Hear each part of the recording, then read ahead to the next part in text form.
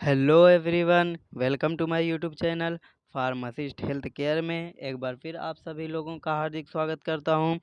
तो दोस्तों, यह वीडियो केवल जानकारी के लिए बनाई गई है। अगर आप कोई दवा या मेडिसिन यूज़ कर रहे हैं तो सबसे पहले अपने डॉक्टर की सलाह ज़रूर लें। तो दोस्तों, चलिए शुरू करते हैं ट्रीटमेंट ऑफ बेलिचिंग। तो दोस्तों, जैसे कि आप कुछ ज़्यादा खा लेते हैं या कोई फास्ट फूड खा लेते हैं तो आपको कंटिन्यूसली एक अजीब सी डकार आती है, तो दोस्तों उसी को कहते हैं बेलिचिंग।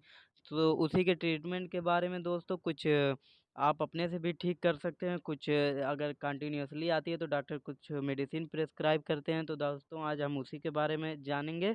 तो दोस्तों, सबसे पहले अगर आप खाना खा रहे हैं तो धीरे-धीरे खाएँ और जल्दबाजी से बचें।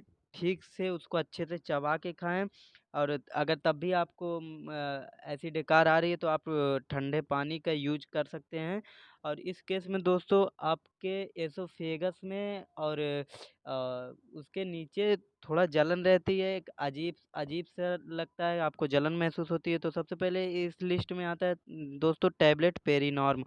तो यह दोस्तों वोमिटिंग में भी दिया जाता है। यह काफ़ी अच्छा टैबलेट होता है दोस्तों, इस केस में इसका भी यूज़ कर सकते हैं। और सेकंड पे आता है एटिवान 1 mg।